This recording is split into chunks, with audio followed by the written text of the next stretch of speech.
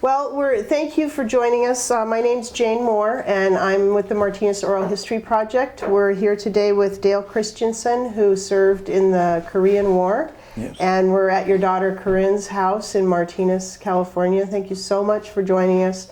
I think the Korean War is a war that so many people don't know anything about, and I think it's so important to get that information into the oral history records. So Dale, if we could just start with you telling us where you were born and the date of birth, and for our records, that would be great. I was born in Minneapolis, Minnesota, June 29th, 1929. And you've lived in the Bay Area for how long? Since I was, let's see, I guess I was about 12 years old when we moved out here, somewhere in there. You first moved here, and then your family moved to Arizona, I believe? Yes. Okay, and do you have siblings? Yes, I have 4 brothers and 2 sisters. One brother and 1 sister's passed away. And did your brothers serve in the military as well? All but one. All but and one. The one that didn't was in between service times. Service time. Okay, okay, that's great. And who are your children that you have? Tell us their names and where they live. I have my oldest is Corinne. She's a school teacher here in Martinez, and my son Eric is a deputy sheriff in San Diego. And my daughter, Diane, is in Antioch. Okay. So you said that you were born in Minnesota, and then you moved to the Bay Area. Where did you first live here? If I can remember correctly, I think it was on Forest Avenue in Oakland. We lived there for a while. Okay. And then we moved to Pittsburgh. It was out of town. It was where Shore Acres is now, but Shore Acres wasn't there. It was probably pretty rural at that time, wasn't it? It was all field on both sides of it. Oh, wow. What did your dad do? He's a mechanic. Okay, so he was working in that field out there. Yes, at Camp Stoneman. Okay. And then did you move, when did you move to Arizona? I think I was about 15 years old, so. Okay. And then went to Bisbee, Arizona. Bisbee, Arizona, with your whole family moved. Yes. And are you the oldest of the family? Or? No, my sister Betty, and then I have a brother Fred, and then myself, and then my sisters and okay, the younger ones falling on. So when did you? How old were you when you joined the military? 17. 17 years old. Did you have to lie about your age? No. My mother signed for me. Oh, she did? Okay. Tell us a little bit about that. I was 17 in June 29th, and I was sworn in the Marine Corps on July 9th. And did you, so I think you left school in the 11th grade, is that right? 11th grade, yes. And what motivated you to sign up? Because it was after World War II had ended. So what was your... I don't know. It was. I really don't know.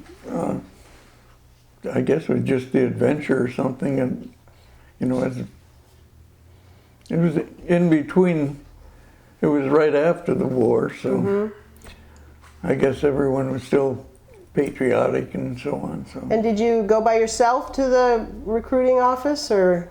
I can't remember. I think our notes said that you had a friend, Tony Alvarez. I had a friend, Tony Alvarez. Was he 17 also? I think he may have been probably the same age, because we were together. That was close friends, still friends. Are you still friends? Where does he live? He's in Sanford, Arizona now. Okay. But both of us lived in Bisbee. That was his hometown, Bisbee. So. Wow. So did you guys go to boot camp together? You signed up together then? So you lost? No, once we got in them, he joined up, and we were separated almost immediately. We never spent time together. Through the whole service, you never spent time together? No, just in between when he was on leave or when I was on leave, or just before.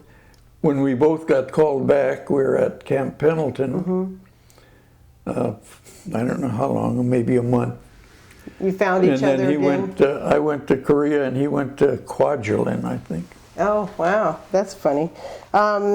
So, did you get sworn in right there in Bisbee or in Bisbee, Arizona? That's where you signed up there, and that's where they Yeah, swore you in? I think I was sworn in probably in San Diego. Mm. We took a train from, I can't remember now, we took a train from Bisbee to Tucson. I can't remember. And then you went But to I think San I was Diego to sworn boot in. camp. I think I have papers showing where I was sworn in or Okay. something. And were you thinking that you were going to be signing up for 2 years or 4 years, or did you have any expectation about that? No, I signed up for 2 years. Okay. And then when I was in Cuba, I re-enlisted for 2 more years. Oh, you did re-enlist. Okay. And I know you said you got your GED in the military. How did they do that? How was that time set aside, or? When you did it by mail. So you studied by mail, and then took the test by mail? No, they didn't send anything to study on. They just took a test. Oh, so you just took the test and passed, and that was it? Okay, that's interesting. I'm curious about, I know that you have the title S. Sergeant. What does that stand for? Staff Sergeant. Staff Sergeant. And then what does In the Marine Corps, you were called a platoon sergeant. Okay, and so you were a platoon sergeant. And then it said Company's 2nd Battalion, 7th Marines, 1st Marine Division. Yeah. How's that kind of divided out? I don't understand that whole, how it's organizationally laid out. It's, let's see, it was Easy Company was the company. Mm-hmm. And then it was 2nd Battalion, Okay. which is So the company's the step part that you're in, and then, the company is with, the company was in the battalion. 2nd Battalion. Okay, uh-huh. And the 2nd Battalion was in the 1st Marine Division. Oh, okay, okay. And then you went to training camp in Pendleton. No, At Camp Pendleton in San Diego? Is that where you did boot camp? no. Oh. San Diego, Pendleton is 50 miles north Of San Diego? Yeah, Okay, it's in Riverside or That's right. something. So, but that's where you did your boot camp, was No, it in Pendleton? San Diego. In San Diego you Marine Corps Recruit Depot. did? Okay. What was that like? It's still there. Is it really? So they still use it now? Oh, yeah. Okay. What was your boot camp experience like? Hmm? Being 17 years old, and It was pretty bad. was it? Yeah. Did they run you hard? Oh, yes. Yeah. Yeah. And They could get away with a lot more then than they do now. oh, really? Can you tell us a little bit about what the experience was like? Well, it's been a long time ago, but Yeah. it was right from the beginning. It was started. The Marines, no matter what happened while you were in training, whoever person it was, didn't matter. It was the whole platoon Oh, okay. that got punished, or whatever you want to call it. It's not punishment, but if someone had messed up, the whole platoon would say do sit-ups or get some sort of Repercussion. from whatever was done. So it was always based on everyone was dependent on the other person. And, Important lesson to learn when you're about to That's head right. into battle, right? Right. Yeah. and very. That's why they're so close, the Marines.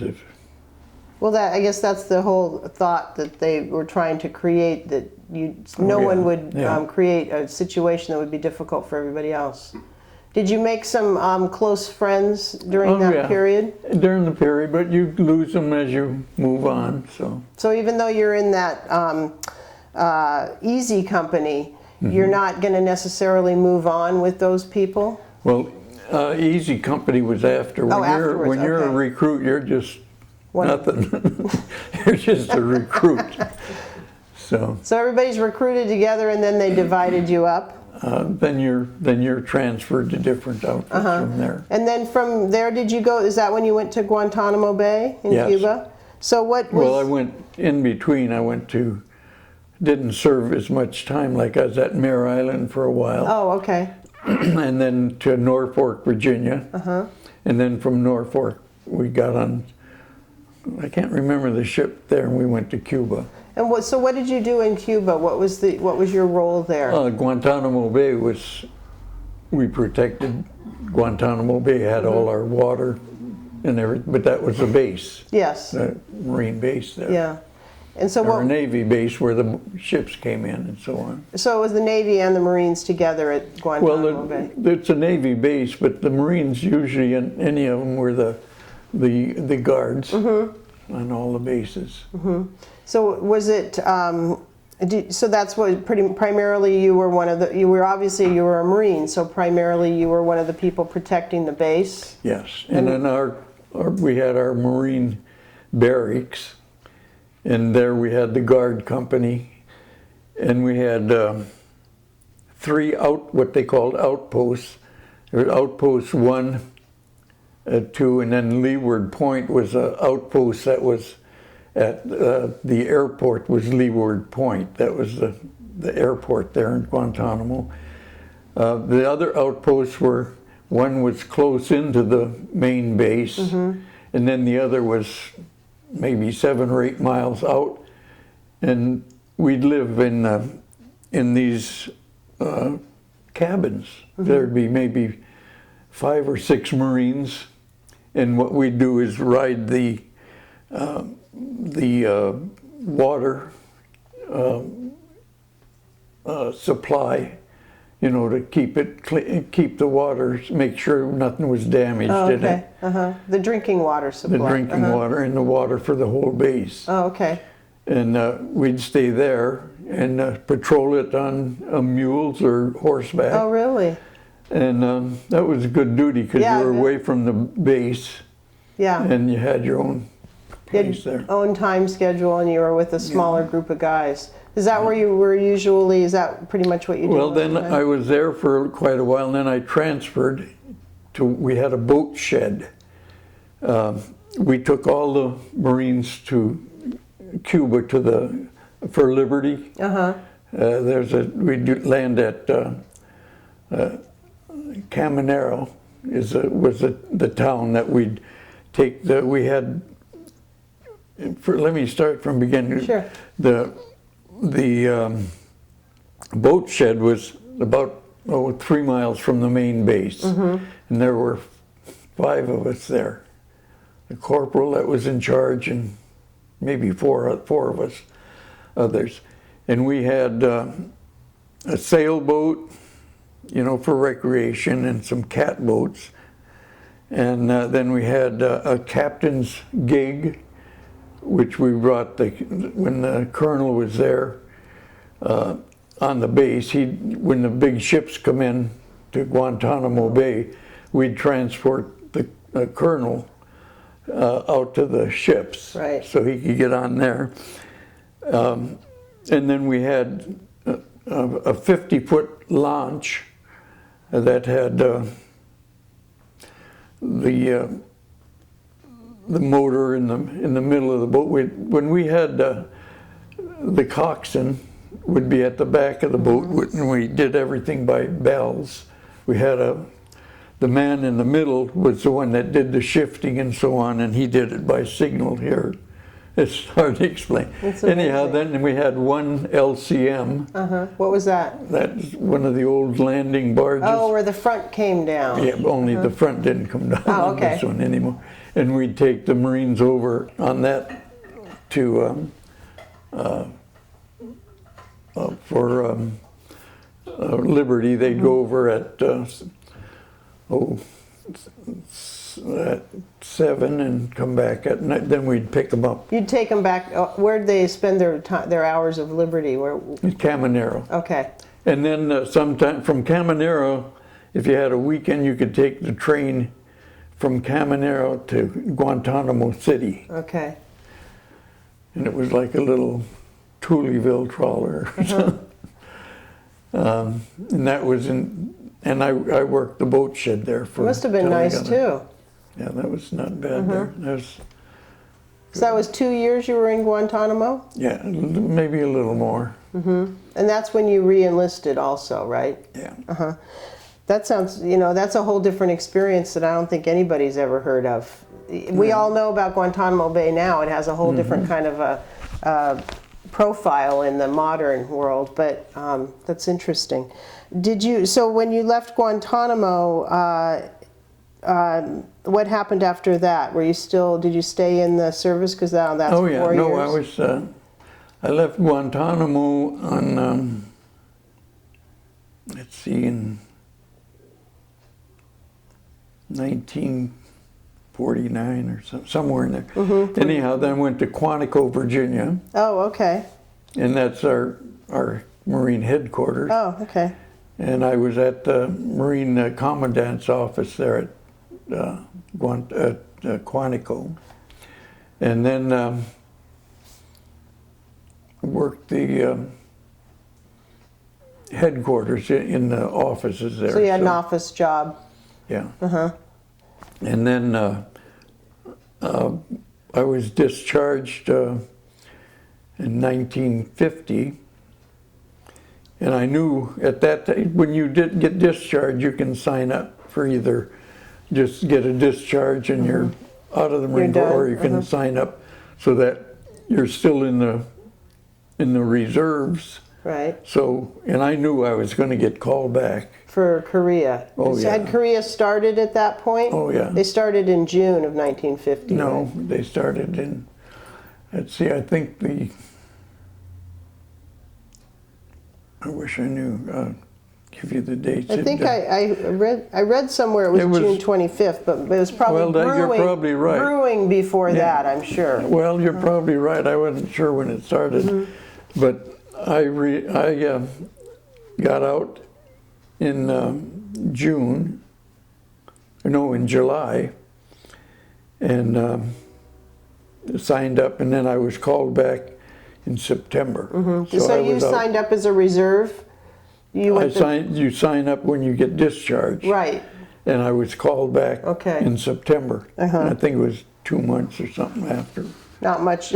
No, and I knew I was going to get called back. That's why I instead of re-enlisting right at the time, I went into the reserve. Oh, I see. Okay. And then you just get called right back. So. Did you have a chance to go home between Quantico and leaving for Korea? When I got called back in, I went to home to Pittsburgh. Oh, okay. Family was in Pittsburgh at that time. Yes, in California. And then we reported in at Camp Pendleton. And then at Camp Pendleton, we were there for, I don't know, I can't remember the dates. And then from there we went to Korea. We went to San Diego, and then we got on the Collins. Right. So at this point, you're about 21 years old. If I did my math correctly. Yeah, probably. Yeah. Of course, that's always fun. So I think. And I was old for the guys that, like in our platoon. 21 was pretty old. Really? You were one of the older guys? Oh, yeah. And you'd already had a lot of other experiences. Were a lot of the people a lot of your fellow soldiers, Marines, were they new to the Marines at that point? Oh, no. They were all Marines that were seasoned Marines. Okay, so they'd been in as long as you had. Maybe not quite. Not as long, but they were out of boot camp. Right. So they knew that whole they knew that whole brotherhood kind of thing. Right. So but they were all, you can imagine that from 18, 19, and 20, that's when no one knows any better. So. You just do crazy things then, don't you? Well, so you were the more mature, older 21-year-old. And I was a sergeant. Oh, so at that point you were a sergeant. That's right. Big difference. A huge difference. So you had different responsibilities. What were some of your responsibilities? Well, I worked right with the lieutenant. Stayed with him the whole time I was there. At Pendleton? No, at Pendleton, not at Pendleton, but in Korea. Okay, well, then once you got to Korea. Once I got to Korea. I would like to just talk about getting from San Diego to Korea on the USS Collins. I just think that I can't imagine that kind of a trip. And when I was reading about that ship, actually, it said that the ship was built in Richmond, California, you know, right at the Kaiser shipyards. And so here we are, you know, sitting in the same community as where your ship was built. Oh, yeah. And they said the maximum capacity of soldiers, of troops, was 2,173 troops on one of those ships. Oh, was it that full for you, or? It seemed, of course, you know, we stayed in our unit. Uh-huh. And So all the your unit of Marines were all together. The Marines, you'd see us every morning at 6 o'clock. It'd be calisthenics. Okay. Every day. And, you know, the training went on constantly, whether you're on ship or Didn't whatever. matter where you were. Yeah. Where's that? She'd really like that one. That So what was your... the Collins, Yeah. the book. Here. Here it goes. Okay. Here it is from day one to Oh, that's 15 great. days. Okay, so they gave you this when you got on board. I like the drawings of the women waving goodbye to you on this with their little handkerchief here. So so you stayed with? Were there other, not just Marines on this ship? Were there Army and? Not that I remember. So no. it was all Marines I think going so, yeah. across, and so everybody was up doing calisthenics at 6 in the morning. 2,173 Marines. I don't know if they were that, Well, roughly, yeah. And then, but I know we were. so you did the training, and did you You'd have schooling, you know, during the time on regular stuff. In the Marine Corps, you had you'd train train or have schooling on weapons almost once a month, and you'd go through. So you could name just about every piece on a weapon, Right. you know, because you'd take it apart, put it back take together. it apart. Because you had to learn how to be a Marine. And you had to, and you'd learn that. You know. How did they prepare you for going to Korea to what you were going to be doing? I mean, you were obviously never been in a battle situation, so what was that like? Well, the training you did at Camp Pendleton, and beforehand, the training was always training for if something happened. So it wasn't like it was a new order or something. Okay. You knew what was going to Reenactment. You actually physically were going through the That's right. motions. How long? Oh, so you said it took 15 days to get across the Pacific. Did you land? Did you go to Japan before you went to Korea? I think we landed in Yokosuka. So I read some of them stopped. Some of the ships stopped in Korea or Japan for a while before they. In Yokosuka. Now, I don't know how long we stopped there, but I don't know why. I know that we went to Kobe, Japan, and I don't know what. I think we left from Kobe to Mason, and I'm not sure. I can't remember. Well, that's okay.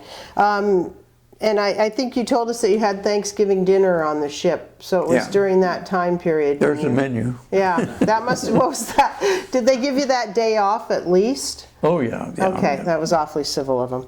Yeah, it was. You know, the main thing is that they kept you busy all the time. Sure, yeah, sure, so. sure. No downtime. Now you landed in Masan, and that was near. Well, that's where we grouped together, and that's where we took it. That's what the second platoon was made up right there. Right there at Pasan, at Masan, and that was part of the South Korea Peninsula. And there was a big battle of At Busan. at Busan. Were you part of that? No, Okay, so that wasn't while you were there. no, that was before, I think. Okay, and then how did you move forward, or what were your orders to carry out from that point on? From that point, when we went from there, we went from hill to hill. We'd get a map, and you'd have your objectives on, like it'd say hill number, and hill number, and you'd move from one, And if you had no resistance, and you'd go to the other until dark, and then you'd dig in and stay there until the next day, and then you'd move on to your next objective. And if there was no fire or if there was, then you'd take the objective, and then it just continually going.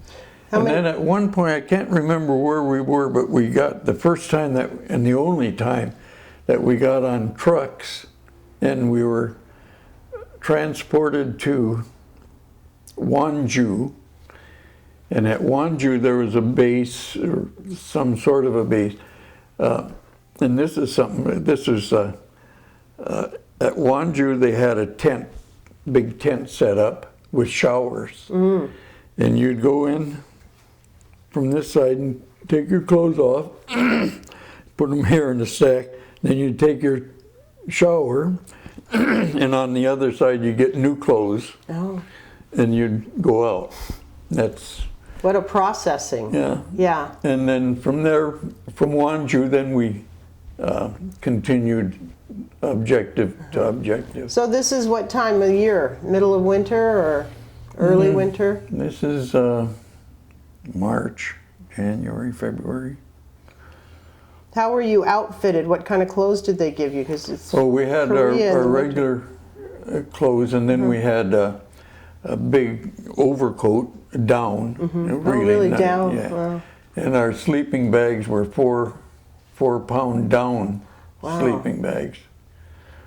The only trouble is they zip down the front.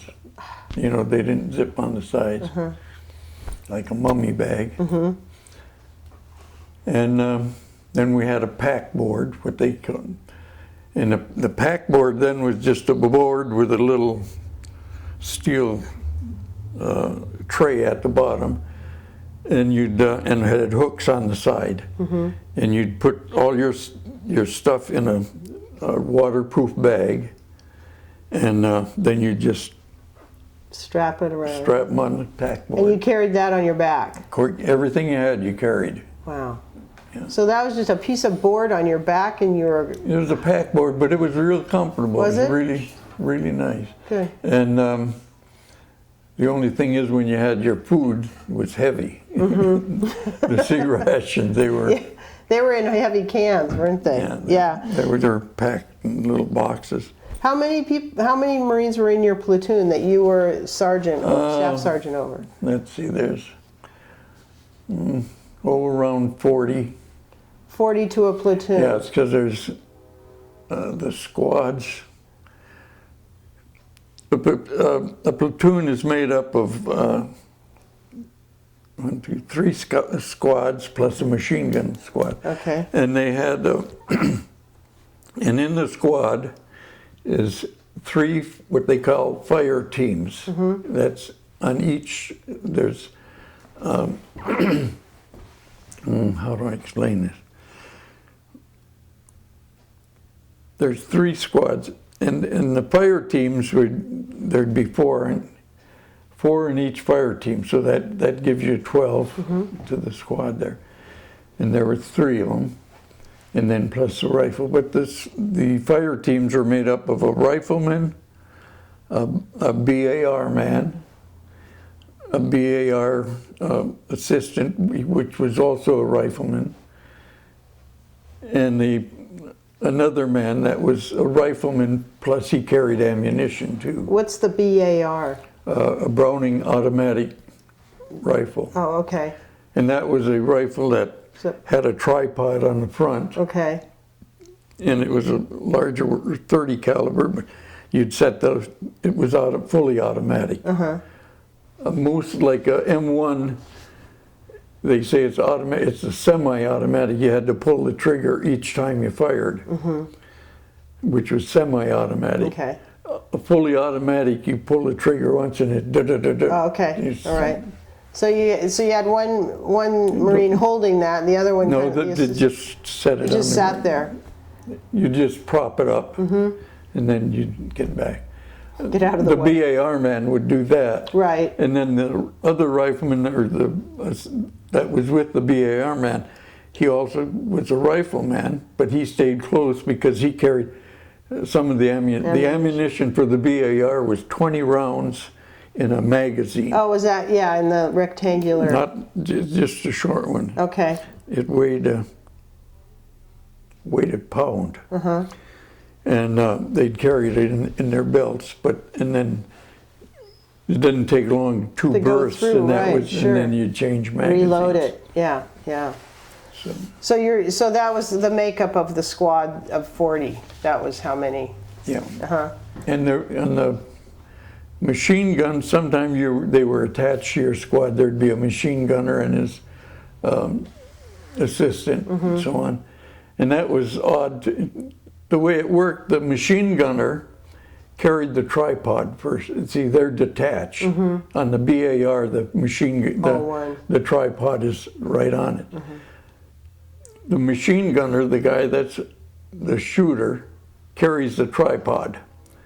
And what he does is, when they're going to set up, the machine gunner finds his place and puts the tripod there, because that's where he's going to shoot from. Right. And then the assistant who's carrying the gun comes up and puts it in. Okay. In the thing, and that's how Sets that it up works. for him. Yeah, he just puts it in, but he has to do that because the machine gunner knows where he wants to be. Right, he's the one that's going to be operating, and so he senses where it needs to So go. that's how that works, and then the other two carry ammunition. So you were never in one of those positions of being a machine gunist or? No, that's a separate unit. Okay. They just attach to the it's part of you. They team up. And with there's also like you'd have rockets. At that time, we had a 75 millimeter rifle that was really accurate. It fired similar to a rocket. It had a back blast. You know, when you shoot this way, there's a blast that goes in the back. And sometimes we had those. Were you always stationed on the front line, or did you move back to a post at any point? You were just always on the front line, always moving The whole time forward. I was there. Really? And how? So that was like 6 months or something, I think you said? No, I was out of there April 15th. Okay. Tax day. Tax day. Yes. Today I got shot. Yeah, I wanted to ask you about that in a minute too. What was the terrain like? You described hills. When you say a hill, can you? Not a hill, not a round hill, like a mountain. More like a mountain. Yeah, and they were pretty steep. And when we went up a hill, you'd never walk the ridge line. You'd be on the side of the hill. Okay. Which is hard walking. Yeah. On right. each side, and that's how you'd go up the hill. Traverse it at an angle more. Well, you'd be going up, but you'd be on the, down this way. So if there was anyone in this area. Oh, down below So you don't want to be seen. up. Right, Yeah. right. And a lot of times the hills would, they'd be like this. There'd be another mountain over here, and they'd be here. And so you had to protect yourself, because a lot of times you'd be going up this way and there's another unit down here, enemy down unit. here that right. can get behind you, so you have to be So that is the exact example of being on the front line. I mean, you were on the front line. You were on the front line. Oh, yeah, anyone in front of us was an enemy. Yeah, right. Were you ever scared? I mean, I would be terrified. You're with guys right next, with you all the time, and you're pretty busy to really think, about being scared or something. I don't know how to explain that. You were concerned. Okay. But you weren't moving forward without any thought about where you were, but you felt confident because you had the people with you. There's always someone there that's yelling or they'd be joking. Which you know, goes back to your training of becoming guess. becoming a unit and not letting Yeah. each other down, right? I guess so that was really it wasn't like you were afraid or anything. Just, you know, you were aware of what was going on. But were there any, I know there were, I think they said 26 foreign countries served as part of the UN force in the Korean War. Did you serve alongside, did your company serve alongside any other companies from other countries? not mine particularly. On our side was the ROKs, which we called the Rocks, Okay, which were the South Koreans. okay, And they were on our flank. okay. And it was, we'd try and keep contact with them all, you know, so we knew where they were. On your flank And means that was, to your right or behind or you? to your left. Or to your left, on your right or your left, okay. Yeah, okay. to your flank. Uh-huh. And what we'd do, say if we were advancing and we'd want to keep someone from the squad would be designated to keep in contact or a visual or whatever it was of them to make sure that they were still there. Right. They did crazy things. Like what? What were some? At night, when you'd set up, here's another thing that I'm getting at night when you were set up, the ROKs or so on, they would actually go and attack the villages in front of, you know. Ahead of you. Yeah, they'd move down and they'd steal food and stuff from the villages, you know, and then move back up in their line. And when they'd do that, sometimes they'd wander over into the front lines of us. Oh. And you didn't know that they were ROKs at that no, point. you don't know who, Right. whoever in front of you Is the an enemy. So Right, right. it was real. They did some dumb things like that. Yeah. Another thing we did whenever we're moving forward and we finally get to where our destination, you know, where we're going to spend the evening, we'd dig in there, and we carried what do they call them? Air panels.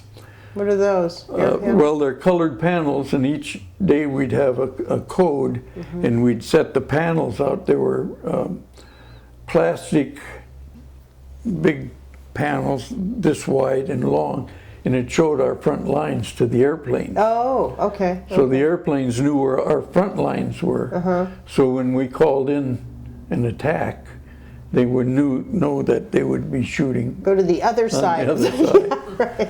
Up the big plastic They wall. were very important to have those air panels. Yeah, out. no kidding. And you're carrying those, obviously. well, there's one guy one person that's carrying those, and his job when we get there is to lay out the air panels. And they get codes from the radio man. The radios we had then were, I think they were called 300s. And we had a radio man that carried them on their back. Those were heavy too. Yeah, I bet they were. And he'd stay right with the lieutenant or myself. Right. I was always with him. And that's when if we needed air support, he'd call in. And that's another thing. We had our own Marine airplanes, which were prop driven. Okay. The Army planes, most of them, then that's when the jets were just starting. And we'd call in the Marine planes because Marines are close order fighting. I mean, here's the enemy and here we are, you know. So what we'd do, we'd call in if we were getting a lot of fire, we'd call in an airstrike first, and they'd come over and machine gun and rocket and sometimes napalm. We used to like that napalm because it would dry out the wood so we could build our fire at night to eat. Because it was winter. Yeah, but that napalm that was awful stuff. Yeah. But the thing of it is, we'd get the Marine Corps airplanes because they were prop driven. they could come in and fly over our peak. Here's us, we're up on the top, the high ground, but we wanted support over here, so they'd come in and on this peak and then go down and machine gun and strafe and then go up. Be able to climb back up quickly. Yeah. The jets couldn't do that. The jets are so fast. By the time they got here, they were, they couldn't do that. Low they were swoop, too fast. So that's why they were real important. The prop-driven airplanes. Yeah. A lot of this stuff comes back. Yeah, there's amazing stories. And you were talking about other things that. So at night, I remember you said that you had to dig in. So everybody had their shovel. Yeah. Those little classic shovels we've all seen that they fold in half, and the ground's frozen. Yeah. And you've been fighting all day. It frozen, like it wasn't so much the fighting all the time, but it was the moving and marching on the hills. Yeah, you're tired. But you'd go so far, and then you'd exchange fire, and as they moved back, then you'd move forward. But the ground would be maybe like that, be hard to dig. Right. And so once you get past that, it was easier. How far down did you dig to make your foxhole? Oh, we'd cheat as much as we could, but enough to be covered. You'd climb. So did you get out your sleeping bag and got in your down coat and did the whole? Yeah, but you didn't stretch out. There were two guys to foxhole. Oh, okay. And you'd usually, sitting up. Sitting up, sleeping. One on each side. And one would sleep while the other stayed awake. You try. Other than that, let's see what else. How did you eat? I mean, what were your K rations? What were in your K rations? All right, they had lima beans was one can.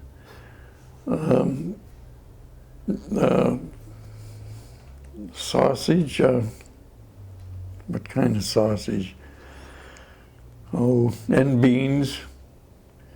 I'm trying to think of. I know that we used to, and then there'd be meat patties. But you'd think, like lima beans, no one would like those for a week.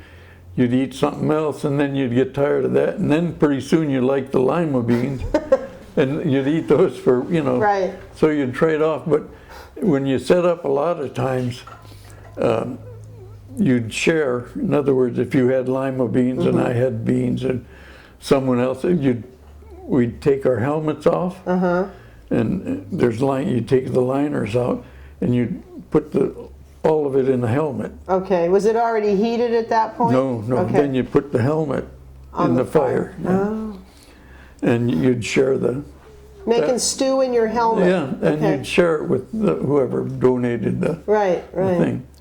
And the other time when you just by yourself, if you had the cans, like I was telling her, you'd tell most people had calluses on their fingers, and it was from you take a can of beans. You can do it now to check it out. You put it on there's a fire. You put it in the coals, right, where you can keep an eye on it, and you watch it, and pretty soon you'll see the top pop, just expand. Okay. It'd be a little mound. Yeah. And you'd pick it up quick and shake it, and then you'd set it back down in for maybe a minute or so. Yeah.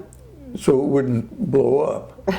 And then you could take it out, and then it'd be heated all through. Wow. And then you just open the can and you eat it right out of there. And then you had your little, I should have brought one of those.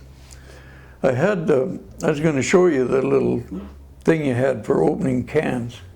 I still have one. It's about that big. What's it called, Tom? P38. You've seen those? Oh, yeah. And that's what we had to. A P38 can opener.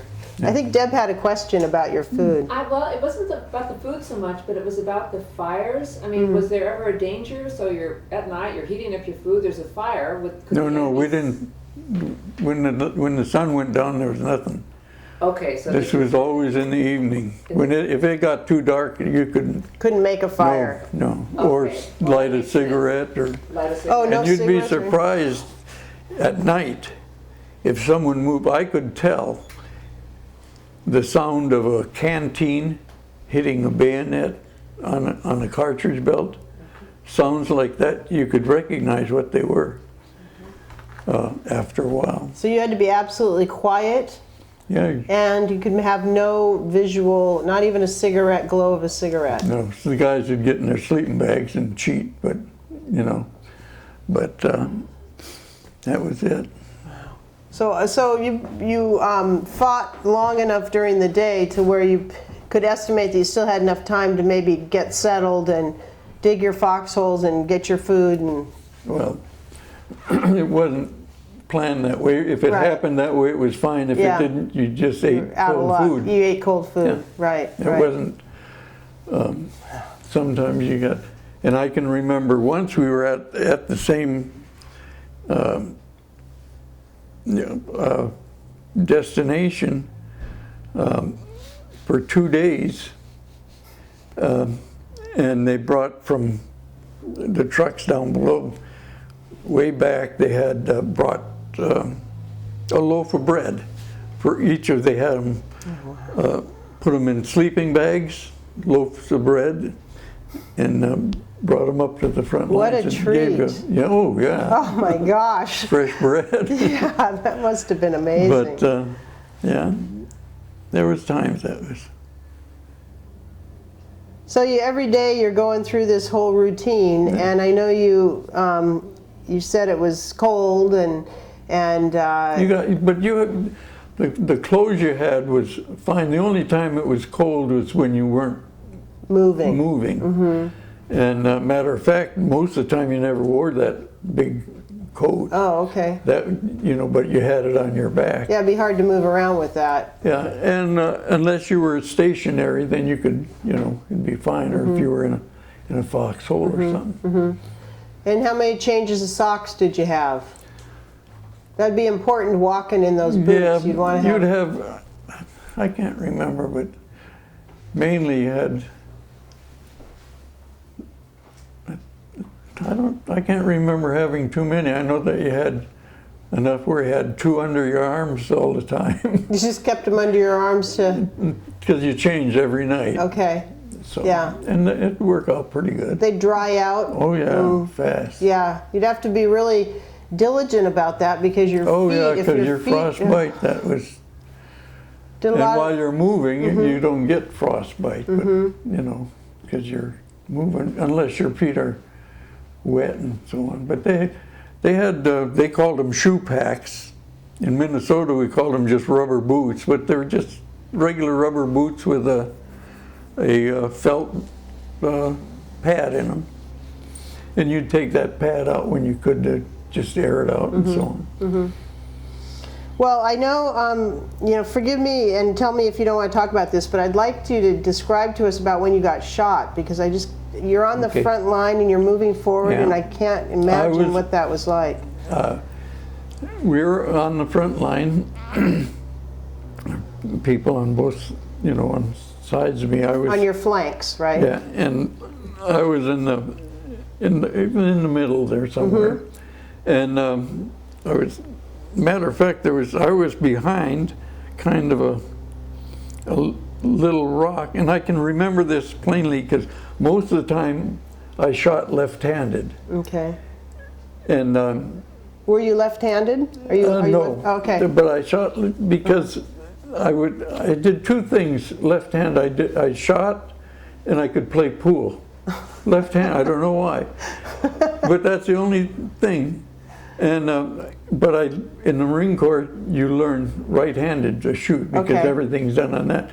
So at the time there was a rock there, and I was shooting from the right side, so I was shooting with my right side, and I was shooting this way, and I got shot here, and the thing that really got me was that the rifle stock was just torn apart, just Oh, wow. torn.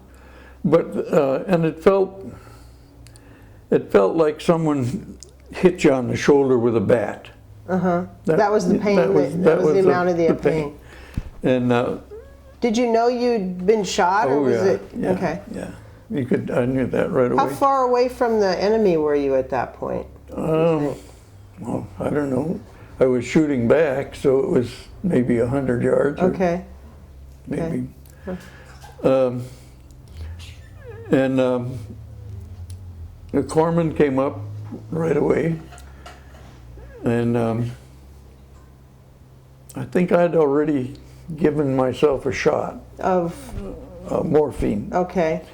because Why did you have that with you? I carried, I think they came in a 10-pack, I can't remember, but in case someone else got wounded. Because you were a staff sergeant, you had. Yeah. Well, I was in charge of that Right. stuff, you know. So if in case it was used, other than that, if the corpsman usually had all that stuff. Were the corpsmen? What were their roles? Were they like a medic or? Oh yeah. Okay, that's and what they were really good Yeah, ones. I bet.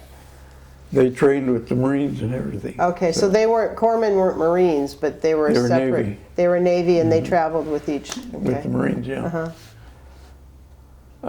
So he came up to you and. Oh, when he got there, he put a sulfa pad in your first aid kit you wore on your belt. Inside that was a pad, a bandage. It's sulfur, and I think that's what he put on my arm here. And then I went down the. You walked back down. with Walked him. down, and the guys that were, I walked inside the lines, you know, before, and I could hear them yelling, "Get down, get down," and I could care less. I was under morphine. Feeling no you know, pain. you know, and it was true, you know, Yeah. there wasn't much, and then I got down to the bottom of the hill, and I had to cross a river. They had. We'd had already put boards up to cross. To walk across. Because it wasn't that deep. But the boards were those, you know, how you get on a board and you'd stand how it's yeah. And I was afraid I'd fall off that, so I just walked in across. the water. You walked in the water Yeah, across. and it was cold, but it was, on the other side was another medic with the truck, it wasn't a truck and it wasn't a Jeep, it was in between, but you could lay down in the bed. And then from there I went to the tent. The field hospital? Yeah, it was in tents, just like in the, Like MASH, yeah. the Mobile Army Surgery, yeah. So was it pretty much, I mean, we all know the MASH TV show. Were they a lot like that as far as the compact? They were more serious. Yeah, well, You know.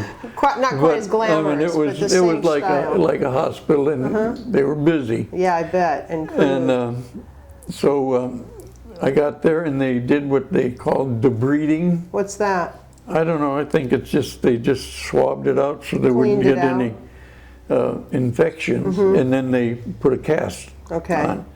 And then Was the bullet in there, or no, I got shot. I got hit by multiple bullets. and they weren't in your arm, or were they in No, your arm? there was some. They came out as they went in. Well, some of them. Then there was still a lot of metal. Okay, in shrapnel. Or, Yeah, that was left there. Matter of fact, it was in 54, I was still going to the Fort Mason Wow. hospital. The pieces of lead would come up, you know, Big work wise. themselves to the surface. And, you know, you didn't see it, and then it'd work itself out and they'd take it out. Wow. Or sometimes you just pull it out yourself. Oh my God. But it wasn't, you know, it wasn't painful or anything, it just did it. I got off, and okay, then So I you went were- from there, From the field I hospital. went by helicopter to the USS Repose, Okay. which was a hospital ship. Wow. and I was on that. And then from there, I went, I don't know if I went to, I think you said you went to Tokyo. I ended up in Tokyo, but I don't know if from the repos, whether I went from there to Yokosuka and then to Tokyo, or I can't remember. Anyhow, I went to Tokyo, and they knew the arm was broken and everything. They didn't even take the cast off or anything.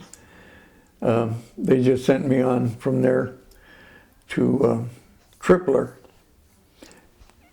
Halfway between, they made an emergency landing because I started to bleed. Through the cast. And yes, and they couldn't get, the plasma wasn't working, wasn't going, you know, to replace my blood. So they landed at Johnson Island, which is it's so small that during the war they had to dig out and extend the runway because the island wasn't big enough for a plane to land. Really, really. And I was there, I think I was there for 2 days or 3 days. And then the Army or the Navy 12th Naval District commander or whoever was in charge was making his rounds, and he picked me up there in a nice feather bed that they had on that plane and dropped me off at Tripler. And then I was at Tripler, I don't know how long, I know That's I in was Hawaii, there. Tripler's in Hawaii? Yes, and I was there, I know it was till after Mother's Day, because they had me, I could telephone home on Mother's Day. And then from there, Where did they do surgery on you at Tripler? at Tripler they did all the surgery. And I think you thought you were going to lose your arm. They told me that I could, but they had blood going enough to keep your hand. keep my hand warm, and knew that it was, you know, I was getting blood to my hand. So that it was worked out all right. Good, good. So let's back up a little bit to when you were in Tokyo, you got the Purple Heart. Was that right? So how did that come about? How did you learn that you were going to be awarded the Purple Heart? Oh, and who well, I told knew you that as soon as I got shot. Mainly because I'd been wounded. In action. Not bad, but I was wounded March 8th. But it wasn't that bad. I didn't have to go back, just shrapnel. Okay. And they were supposedly, they wrote, see, the corpsman has to write you up, and then it goes to the lieutenant, and then it goes to, I mean, there's a lot of writing. Yeah. So things get lost, and people understand that. And, I mean, the guys in the service do. After they get back, and they're here for 2 or 3 years, then they start thinking, hey, I should have got that. Yeah, how come I didn't you get that Purple Heart? But anyhow, everyone knew the procedure, because you get 2 Purple Hearts, you get to go home, whether you got a broken bone or not. But they can't be for the same wound, correct? I think that's what I read. You have to have 2 separate incidents. Yeah. Okay. But say if you got shot and you didn't get, you know, you can get, you'd be surprised how many guys that I saw going off, our platoon, when I left, there was only, I don't know, 7 that hadn't been wounded yet. Really? Out of the 40? And even after that, there were a lot of replacements that got wounded before the originals. But everyone knew that if you got shot and it went through, and then you got shot again and it went through, and you didn't have any, you could go home because you had 2 Purple Hearts. But if you had a broken bone, you'd go, you know, you only needed one. They call that a $1 million wound. The broken bone. Yeah. Yeah. So, and anyhow, I think there's somewhere in there it shows that. I think we have an article and a picture of you. Yeah. Is congratulated by Rear Admiral C.A. Browndean, Medical Corps, USN, upon being awarded the Purple Heart. Christiansen, who was wounded in Korea, is the son of Mr. and Mrs. Fred Christiansen in Pittsburgh. There it is, that photograph. Isn't that nice? So you were actually still in the hospital at the time that they Oh came yeah, to give that's you in this. Tokyo. Uh-huh. Does it say where it's taken? It doesn't. Doesn't, yeah. No. It just says U.S. probably- official U.S. Navy photo. It's kind of cut off right Probably here. cut off. There may be more of the paper, the original paper, but boy, you were quite the handsome guy. There's a nice photograph of you there reporting that you were wounded. So did they have a ceremony for everyone to receive the Purple Heart, or they just came around individually? I don't know. I think it depends where you were and who was available. Or To so on, but present they're- it and that kind of They're thing. pretty good about the Purple Heart. They're, Did you feel, how did you feel when you got it? I mean, you already knew you were going to get it, Yeah. but did actually Oh, receiving it make you yeah, it feel, was nice. Yeah. made you feel honored or, Yeah. good, that's good. And something to bring home to your parents. Yeah. So they must have been, when did you first hear from your parents after you were wounded? Because after getting that telegram they received, they must have been so concerned. Let's see. I can't remember. Did you get in I touch think with them? the first time that I got in touch with was May. When was I think Mother's Day Was was it May 14th. In that When you were in Hawaii, when I was in Hawaii. you were able to call your mom. Yeah. So that was a month after you had been shot, Oh, well, maybe roughly. Well, by the timeline, they may have gotten in touch with her again. I don't know. to tell her, I can only imagine being a mother and knowing your son was Yeah. wounded and that's all you know. She must have been so grateful to hear from you. Yeah. And then after Hawaii, you came back to the United States from there and Okay. had more surgery? I went from Hawaii. They flew me into Travis. Right. In Travis, I went to Mare Island, the hospital in Mare Island. Okay. And I don't know how long I was there, but I was transferred from there to Oak Knoll. That's in Oakland, right? In Oakland, yes. And there's quite a few wounded from Korea. That was really busy there. And I was there until I got out. And I think they released me November 31st, 1951. That's when you were discharged? I was retired. You were retired from the Marine Corps. Uh, And you were at Oak Knoll at that point, or? No, went to Treasure Island to get, they sent me to Treasure Island from Oak Knoll to Okay. get discharged. or Discharged, retired. They did all the paperwork. All the paperwork. Well, fortunately, you were from an area that had all of those major Army and Navy military Oh, yeah. bases, so you didn't have to be across the country doing all of this. You No. were close to your family. Yeah, and That they, must have been. and then they had, they were good afterwards too. They took good care of you afterwards? Oh yeah. Well, yeah, you said that as the lead kind of kept coming up out of your Yeah. arm, you were able to continue to get medical care. Oh yeah. Is there, before we go on to kind of your post-military life, is there anything that you feel needs to be conveyed or said to people who are going to listen to this about the Korea War and the veterans that served in that? Because it is such an misunderstood, just doesn't have a lot of high profile. Yeah. Well, not much to say about it except that it did happen. And there's nothing to compare. The only comparison you have is that in 3 years in Korea, you lost something like 58,000 Really? men. And comparing it with Vietnam, which was what, 10 years, and they lost about the same amount. So you can see how confined and how fierce it was. It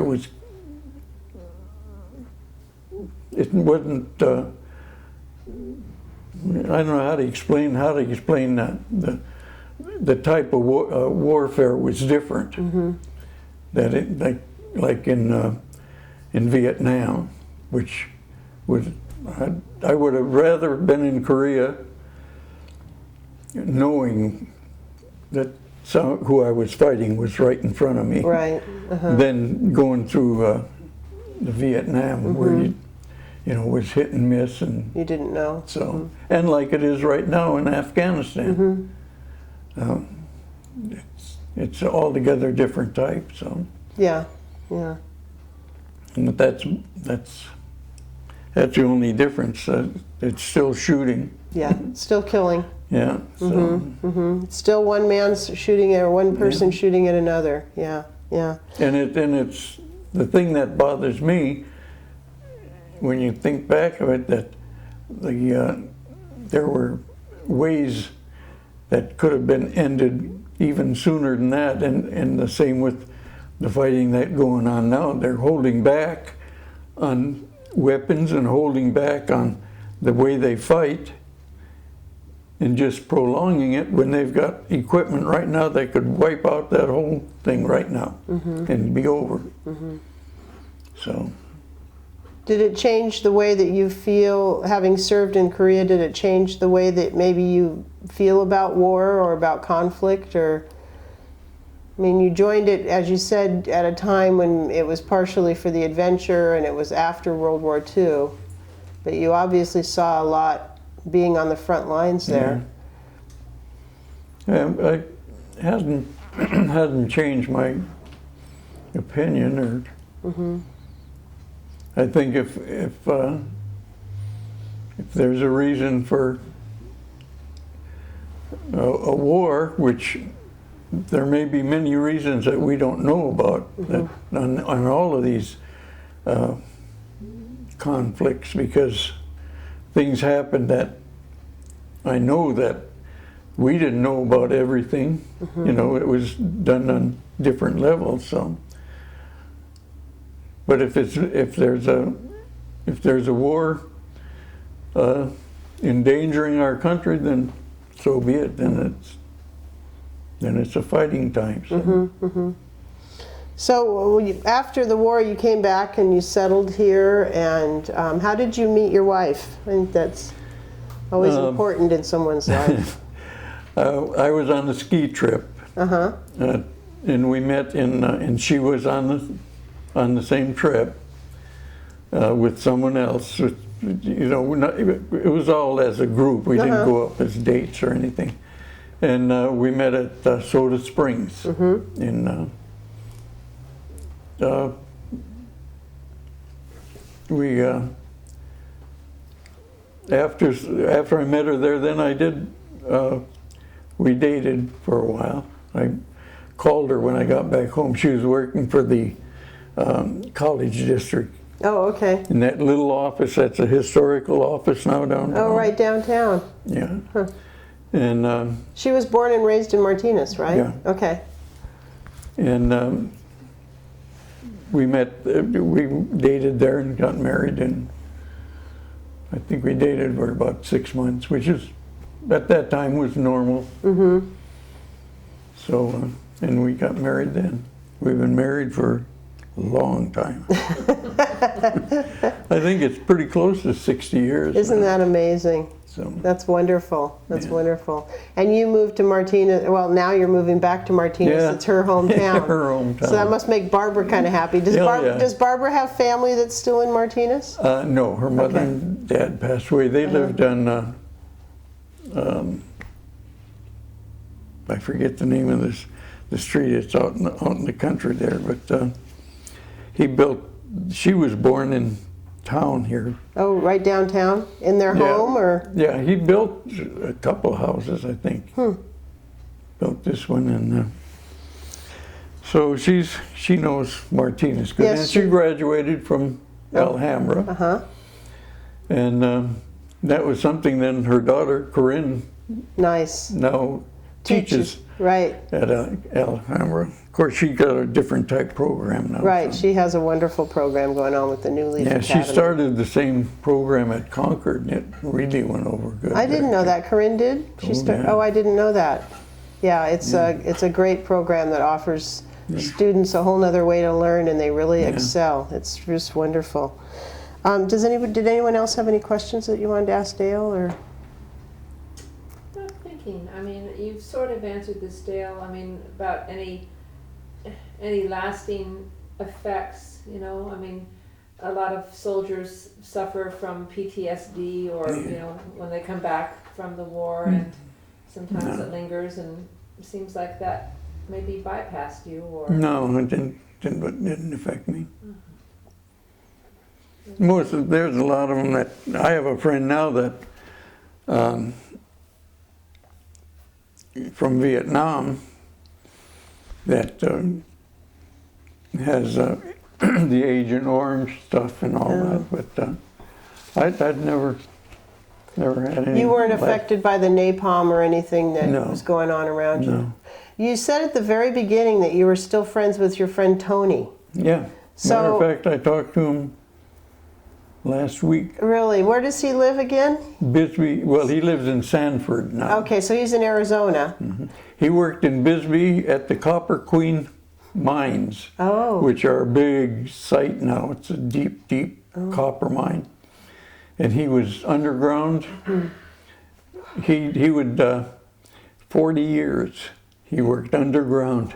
Oh my God. But he would go down and set the charges. And then they'd move out and they'd blast, and then someone would, dig it out. His job was to blast after he set the charges, and that his job was over. They'd drill and all that. And then he retired from there. So Do you ever talk, or have you ever talked with him about your service and his service or no, anything? not much at So all. you started out together, but it never was a common thread for you. Huh. How did you reconnect with him? Well, I knew where he lived. Okay. And matter of fact, when I come home from Cuba, I went on leave. I went to see him. So, and then from there I went up to my parents. But we've been in, just contact. Not a lot of telephone. people have. Every Marine Corps birthday I call them Oh, really? Okay. for 50 years now. That's great. So besides Tony, and have you gone to any of the reunions that, Oh yeah, I've gone to 2 of them now. They're every year, but now that the guy that put on the reunions for us passed away last year, so and that was your platoon? Is that what it was, a reunion? yeah, the 2nd Battalion, 2nd Battalion. 2nd Platoon, 2nd Battalion. So you don't go to those anymore because that fellow that organized. Well, passed away. no one's organized another one. But are you Usually still when in someone organizes it, it'll appear in the Marine Corps paper that we get. newsletter or something? Yeah. Paper? And there's still reunions, but not ours. The ones that I went to was specifically for second Easy Company, 2nd Battalion. So That's something. How many of you were there at the last reunion that you went to? not too many. There was, I think there's maybe 26 seems to hit my memory, but I don't know. And some, a lot of them weren't from Korea, Okay. because it was a 2nd Platoon Easy Company, that remains. So I think they changed the name from Easy to Echo now. Is that right? Yeah, Tom's nodding his head. Tom's a soldier as well. yeah. Yes, yes. Well, I thank you so much, and I this was way more eye-opening than I expected to learn, and I really appreciate you sharing your story with us. And it'll be at the Martinez at the Martinez Museum It'll be archived there, and then your family will get a copy so that you'll have it both as written and as a video. Oh, great. And so they'll have that for your family's records as well. But it's just been really a pleasure to speak with you. Well, thank you. Thank you so much.